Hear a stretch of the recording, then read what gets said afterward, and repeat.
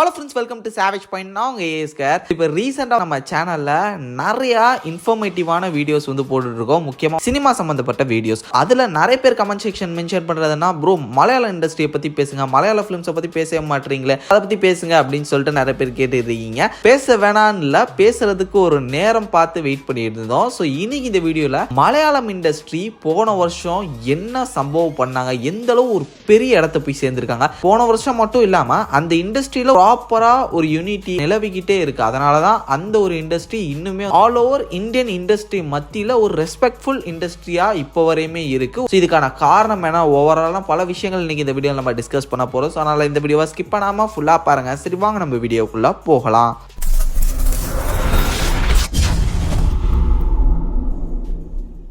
So first of all Malayalam film இண்டஸ்ட்ரிக்கு வந்து ஒரு மிகப்பெரிய இயராக போன வருஷம் இருந்தது. எல்லா வருஷங்களும் வந்து அவங்க நல்ல நல்ல படங்கள் கொடுத்துருக்காங்க, இல்லைன்னு நான் சொல்லவே மாட்டேன். பட் போன வருஷம் சம்திங் ஸ்பெஷல், ஒரு கோல்டன் இயர் அப்படின்னு சொல்லலாம் அந்த ஒரு இண்டஸ்ட்ரிக்கு.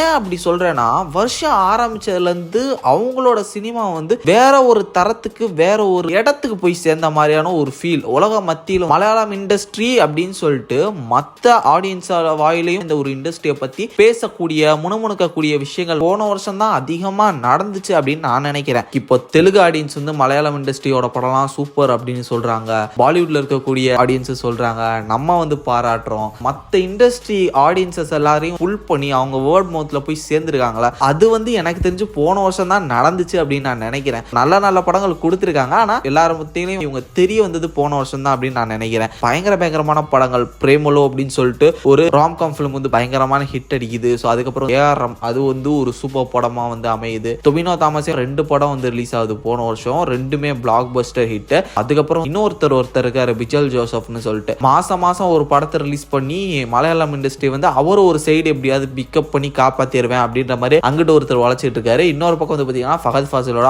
ஆவேஷம், தரமான ஒரு படம். ஆவேஷம் மட்டும் இல்லாம இப்ப ரீசெண்டா ஃபகத் ஃபாசிலோட போகன் விழா அப்படின்னு சொல்லிட்டு ஒரு படம் போன வருஷம் தான் ரிலீஸ் ஆச்சு, அதுவும் செம்ம ஹிட், ஒரு பிளாக் பஸ்டர் அப்படின்னு சொல்லலாம். தென் மஞ்சுமல் பாய்ஸ் சொல்லா வேணும், ஒரு பெரிய இண்டஸ்ட்ரியல் ஹிட்னு சொல்லலாம் அந்த ஒரு இண்டஸ்ட்ரியில. இதெல்லாம் போகாதுன்னு சொல்லிட்டு கடைசியா தான் வந்தார் விநாயக் அப்படின்ற மாதிரி ஒரு மிகப்பெரிய சர்ப்ரைசிங் என்ட்ரியா மார்க்கோ அமைஞ்சிச்சு. ஸோ மார்க்கோ வந்து மலையாளம் இண்டஸ்ட்ரியில இருந்து கொஞ்சம் மாறுபட்ட ஒரு சினிமாவா லைட்டா இருந்தது, கொஞ்சம் இந்த கமர்ஷியல் ஸ்மெல் இருந்தது. பட் இருந்தாலும் அந்த படம் வந்து ஓவராலா சூப்பரா இருந்துச்சுன்ற காரணத்தினால அந்த படமும் சக்கா போட்டுட்டு இருக்கு. தமிழ் டப்பிங்லயும் இப்போ வந்து ரிலீஸ் ஆகி நல்லா பிச்சுக்கிட்டு இருக்கு. அதே மாதிரி பாலிவுட்லயும் ஹிந்தி டப்பிங் வெர்ஷன் வந்து பயங்கரமா போயிட்டு இருக்கு. எந்த அளவு சூப்பரா அங்க கான்கவர் பண்ணியிருக்குன்னு பாத்தீங்கன்னா, பேபி ஜான் அங்க ஒரு பாலிவுட் ஆக்டரோட ஒரு படம், அந்த ஒரு ஷோஸ்லாம் கம்மி பண்ணிட்டு மார்க்கோக்கு வந்து ஷோஸ் வந்து கூடிட்டு இருக்கு. அந்த அளவு நாங்க பண்ணா தரமா தாண்டா பண்ணுவோம் அப்படின்ற மாதிரி சூப்பர்பா பண்ணிட்டு இருக்காங்க மலையாளம் இண்டஸ்ட்ரி. எப்படி ப்ரோ இவங்க வந்து இவ்வளோ அமேசிங்கான ஒரு ஃபிலிம் இண்டஸ்ட்ரியா இருக்காங்க அப்படின்னு கேட்டீங்கன்னா,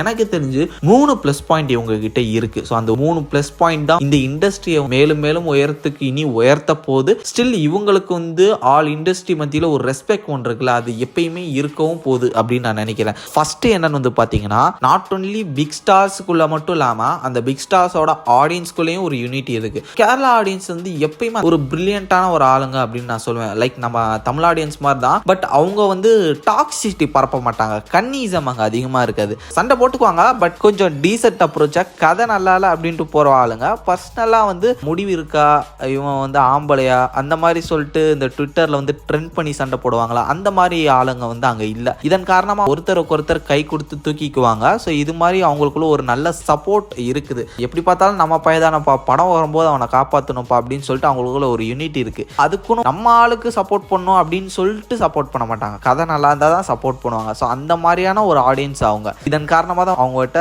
நடிகர்களா இருந்தாலும் படமா இருந்தாலும் அரசியல்வாதிகளா இருந்தாலும் இவங்க கிட்ட ஜென்யூனான விஷயம் இருந்தாதான் இங்க செல்லுபடும், இல்லைன்னா பாச்சா இங்க பலிக்காது அப்படின்னு சொல்லிட்டு டைரக்டாவே அவங்ககிட்ட டெலிவர் பண்ணக்கூடிய ஆடியன்ஸ் அவங்க. தென் இன்னொன்று எனக்கு தெரிஞ்ச ஆல் ஓவர் இந்த ஒரு இந்தியன் இண்டஸ்ட்ரியில வந்து பெஸ்ட் ரைட்டர்ஸ் அவங்க தான் வச்சிருக்காங்கன்னு நான் நினைக்கிறேன். Most recognised writers, best screenplay, twist and turns like thriller ஃபிலிம்ஸாக இருக்கட்டும் எல்லாமே அந்த இண்டஸ்ட்ரியிலேருந்து தான் வெரைட்டியாக யூனிக்காக கிடைக்குது. அது வந்து ரொம்ப ஃப்ரெஷ்ஷாக இருக்குது ஆடியன்ஸ்க்கு. ஸோ அந்த ரைட்டர்ஸ்லாம் பிச்சு உதறாங்க. அது ஒரு முக்கியமான ஒரு ப்ளஸ் பாயிண்ட் அப்படின்னு சொல்லலாம். தென் இதை தாண்டி மலையாளம் இண்டஸ்ட்ரிக்கு வந்து பிஸ்னஸ் வைஸ் எல்லாமே கம்மி, பட்ஜெட்டும் கம்மி, ஹீரோக்கான சம்பளம் எல்லாமே ரொம்ப கம்மியாக தான் இருக்கும். லைக் இப்போ தமிழ் படத்தோட ஒரு பட்ஜெட் கேட்டிங்கன்னா 100 கோடின்றவாங்க சிம்பிளாக ஒரு பிக் ஸ்டாரோட பட்ஜெட். அங்கே வந்து பிக் ஸ்டாரோட பட்ஜெட் படமே 20 கோடிக்குள்ளே தான். 20 கோடியே பெரிய பட்ஜெட்னுவாங்க. அப்படி பார்க்கும்போது அந்த ஆக்டரோட சம்பளம் எவ்வளோன்னு யோசிச்சு பாருங்க. அந்த அளவு ரொம்ப காம்பேக்டாக சிம்பிளாக ஆனால் சூப்பராக பண்ணணும் அப்படின்றது அவங்களோட மைண்ட் செட்டு. சிம்பிளாக சூப்பராக பண்ணுறாங்க. எனக்கு அதுதான் ப்ரோ புரிய மாட்டேங்குது. அது எப்படி ப்ரோ அப்படின்னு கேட்டிங்கன்னா, இப்போ மகாராஜா படம் ஒரு எக்ஸாம்பிளுக்கு நான் எடுத்துக்கிறேன். மகாராஜா படத்தில் கதை வந்து ப்ரிடிக்டபிளான கதை. ஒரு அப்பா தன்னோட பொண்ணுக்காக பழி வாங்க போறாருன்ற ஒரு கதை. அந்த கதையை யாருமே ப்ரிடிக்ட் பண்ண முடியாத மாதிரி ஃபர்ஸ்ட் ஹாஃப் ஃபுல்லாவே ஆடியன்ஸை சுத்த விடுற மாதிரி கொண்டு போயிருப்பாங்க. செகண்ட் ஹாஃப்ல அந்த சுத்த விட்டதுலயும் ஒரு இடியாப்ப சிக்கல் பின்னலை போட்டு ஃபைனல்ல ஒரு ட்விஸ்டை போட்டு நீங்க எதிர்பார்க்காத ஒன்ன சிம்பிளா நீங்க யோசிச்சு கண்டுபிடிச்சலாம். ஆனா உங்களை வந்து யோசிக்க வச்சு திணற வச்சு உங்களை ஆச்சரியப்படுத்தி அந்த ஒரு சினிமால ஒன்று பண்றாங்களே, உங்களை ஆக்டிவா வச்சிருக்காங்களா ஸ்கிரீன்ல, அந்த மாதிரியான விஷயம் தான் சிம்பிளா சர்ப்ரைசிங்கா தரமான ஒரு எலமெண்ட்னு சொல்லலாம். அந்த எலமெண்ட்டை வந்து சூப்பர்பா இவங்க வந்து ப்ரொஜெக்ட் பண்ணுவாங்க. லைக் ரொமான்ஸ் ஃபிலிமா இருக்கட்டும், ஆக்ஷன் ஃபிலிமா இருக்கட்டும், கமர்ஷியல் ஃபிலிமாவே இருக்கட்டும். ரீசெண்டா வந்து சூக்ஷ்ம தர்ஷினின்னு ஒரு படம் வந்துச்சு. ஸோ அந்த ஒரு த்ரில்லர் படமும் சம படம். ஸ்கிரீன் பிளேலாம் வந்து பயங்கரம் அப்படின்னு சொல்லலாம். எனக்கு தெரிஞ்சு மாஸ் கமர்ஷியல் படம்லாம் பார்க்குறவங்களா இருந்தீங்கன்னா நீங்களாம் தூங்கிடுவீங்க. ஃபர்ஸ்ட் ஹாஃப்ல தூங்கிட்டீங்கன்னா உங்களுக்கு அந்த படம் வந்து செட் ஆகாது. அந்த மாதிரியான ரைட்டிங் பேஸ்டு ஜானர் அவங்க வந்து சூப்பர்பா ஹேண்டில் பண்ணுவாங்க. ஆவேஷம்லையும் ஒரு சிம்பிளான கான்செப்ட் அதை வந்து எவ்வளோ சூப்பர்பா ஆடியன்ஸை வந்து ட்விஸ்ட் பண்ணி கனெக்ஷன்ஸை வந்து ஃபைனலி ஒரு இடத்துல கோர்த்து நம்மளால ஹுக் பண்ணுவாங்கல்ல. ஸோ அதுதான் பெஸ்ட்டான ஒரு விஷயம் அப்படின்னு சொல்லலாம். இப்போ ஓடிடி பிளாட்ஃபார்ம் வந்துருச்சு, பேன் இண்டியன் படங்கள் பண்றாங்க. ஸோ ஒரு படம் வந்து நல்லா ஓடிடுச்சுன்னா அதுக்கு டப்டு வெர்ஷன் பண்ணி அதுக்கப்புறம் மற்ற ஸ்டேட்ஸ்ல ரிலீஸ் பண்றாங்க. அதே மாதிரி டப் பண்ணி அந்த ஓடிடி பிளாட்ஃபார்ம்ல வருது. இதன் மூலமா ஆடியன்ஸால வந்து இந்த படங்களை ரீச் பண்ண முடியுது. இவங்களை பத்தி இன்னும் தெரிஞ்சுக்க முடியுதுன்ற காரணத்தினால இப்போ இந்த இண்டஸ்ட்ரி சைலண்டா சட்டார்னு ஒரு உச்சத்தை தொட்டிருக்காங்க ஒரு வருஷத்துல. எனக்கு தெரிஞ்சு இதே மாதிரியான கண்டென்ட்ஸ் கொடுத்தாங்கன்னா கண்டிப்பா மலையாளம் இண்டஸ்ட்ரி வந்து ஒரு ரெஸ்பெக்ட்ஃபுல் சினி இண்டஸ்ட்ரியா இந்தியால இவங்க வந்து ஒரு தனி கால் தடத்தை படிப்பாங்க அப்படின்றதுல எந்த விதமான சந்தேகமும் இல்ல.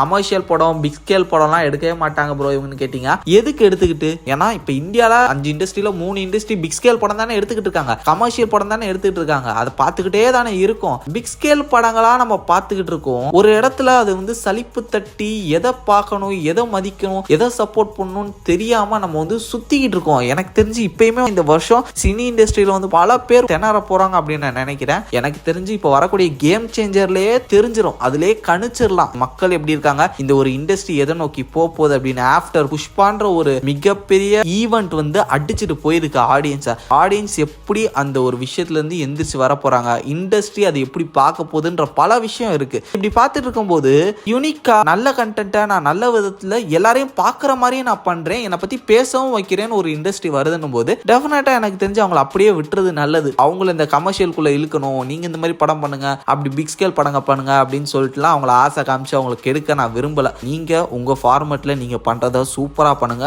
அதுவே அமேசிங்கா இருக்கு.